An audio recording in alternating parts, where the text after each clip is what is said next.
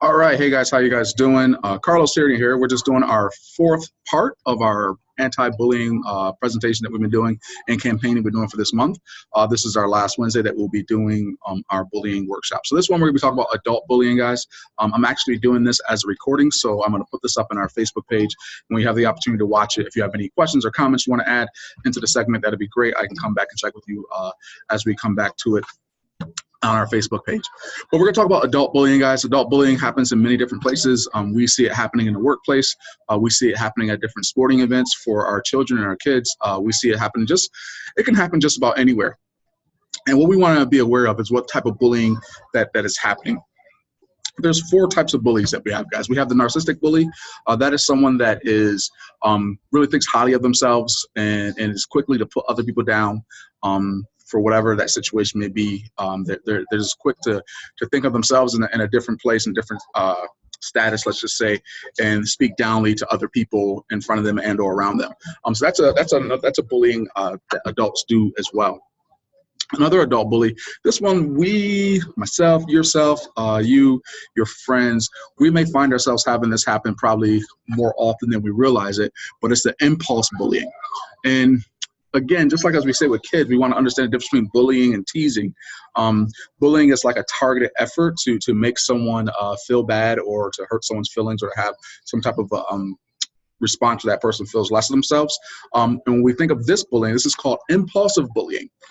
Impulsive bullying is just kind of like a spontaneous moment that all of a sudden, boom, I may say something to someone.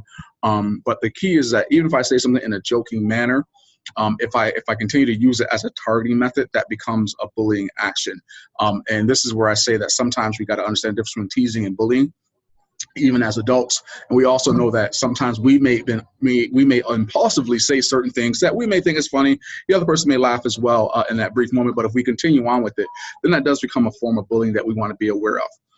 Another type of bullying is physical bullying, when someone's actually physically touching you, whether it be pushing you, hitting you, grabbing you, striking you, throwing things at you, all those type of things. That's another form of bullying that we want to be aware of and making sure that we're able to handle the situation if we need to. And then the last one is verbal bullying. Verbal bullying is probably one of the most common ones, and that is just targeting someone using your words or they use their words to make you feel bad about yourself or feel less of yourself or less confident in who you may be and who you are. Again, verbal bullying is something that probably happens more often than the other ones, but it's always all the bullying together collectively is a challenge that adults face. So one of the things we want to talk about is how to avoid these bullying situations. One, if we know a person is not a good person, and we know how they treat not just us, but they may treat other people as well, we definitely want to try to avoid the situation as possible. So avoid that person if we can. Some situations doesn't give you the opportunity to do that. So we want to make sure that if that's the case, then we got to know how to handle that situation when we're interacting with them. Another way is to just ignore their behaviors, their inappropriate behaviors, just ignore them.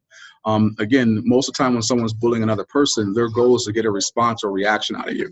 So depending on what your response or reaction is, it gives them the fuel they need to either keep going or the fuel they need to kind of stop. So if you don't give them the response or reaction to certain things they may say or may be doing, then you are at a stronger point than what you probably thought you were to begin with. All right. The next one we want to be aware of is we want to make sure we can use some humor. We use some humor. So a bully may say something that he thinks funny. We may throw it right back at him as a funny joke back at him. Again, just kind of using humor to kind of break the ice a little bit.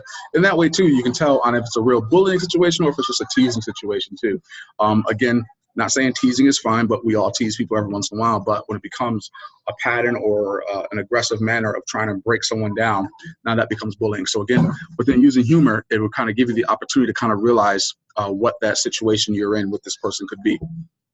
And then the last one, you want to confront someone that you may spend time with regularly. So if you're in a workplace, again, if you're a coach, if you're working with families, or if you're someone that's around other people in an environment regularly, you want to deal with the situation. Some of the ways of dealing with it, obviously, is just speaking up. Ask if there's really a problem between you and the other person and what that problem is, and see if you can resolve whatever that situation may be.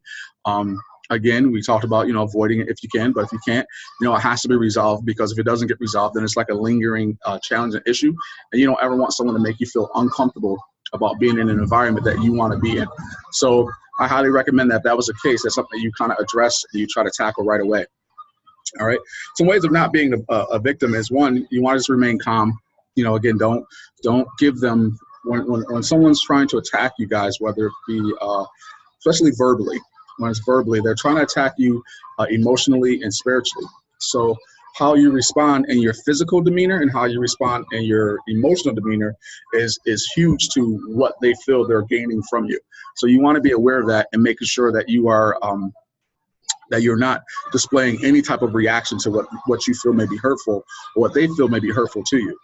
Again, it's easier said than done. We want our kids to be able to have this type of response when someone's bullying them, but as adults, we have to be able to do the same thing. And again, if someone puts you in an uncomfortable situation, you always have the ability to stand up and speak up for yourself. When it gets to the physical part, if it does get to a physical situation, again, you just want to be in a position that you understand distance and space. So no one should ever come into your space. If they come into your space, you should always have the ability to create more space. In addition to, if there's any way that you have any type of skill of protecting yourself, you want to make sure that you're able to use those type of things to protect yourself if it becomes a physical situation. All right. So again, I just wanted to and then some of the steps you could do too is you could document what's going on. Obviously, if you have a manager or supervisor, you can let that manager or supervisor know what's going on. Again, you're just reporting. Like, we want our kids to do the same thing. If they're in school being bullied, we want our kids to be able to go to a manager, someone, a teacher or a principal to help them deal with the situation. You should be able to have that same right to do the same thing. If you're at work and you feel that the environment is not comfortable or safe for you, you should have the ability to go and speak to someone about it. And again, on the physical side of it, you know, letting law enforcement know if someone put their hands on you, no one should touch anyone. If that's the case, then you have the ability to let law enforcement know. And if you choose to press charges and go that far, you can do that as well. So these are some different things that are happening in our adult bullying, guys. It happens all the time in our workplaces, on teams, in different environments. Sometimes like a social thing. Maybe you don't socially fit in with a group that's already kind of been connected, and then again they don't make you feel comfortable being a part of what it may be. This is all bullying. Again, but when we think of it as adults, we don't use the word bullying because we just think that it's a kid word, or it only happens with kids. But it happens with everybody, guys. So again, this has been our bullying campaign that we covered. We covered school-age bullying. We covered cyberbullying. We covered family bullying, and now we're doing adult bullying. Again, guys, my name is Carlos Tierney. I'm from Champions Martial Arts, and one of the best ways to deal with bullying, guys, is to have the confidence in yourself, mentally, physically, and spiritually. So when I have that confidence, it helps me handle situations that may put me or make me or try to make me feel uncomfortable, or try to make me feel less confident and believing in myself. So again, we have an amazing program. If anyone's interested, please click any of our links that we have on our page. I want to thank you guys for following us on this campaign. And if you have any questions, any comments, please drop it in the comment section, guys, and I'll make sure I get back to you. Unfortunately, I had to do this one as a recording, because I won't be able to do the live video tonight. All right, guys, have a great day, and I hope to see you all soon. Bye now.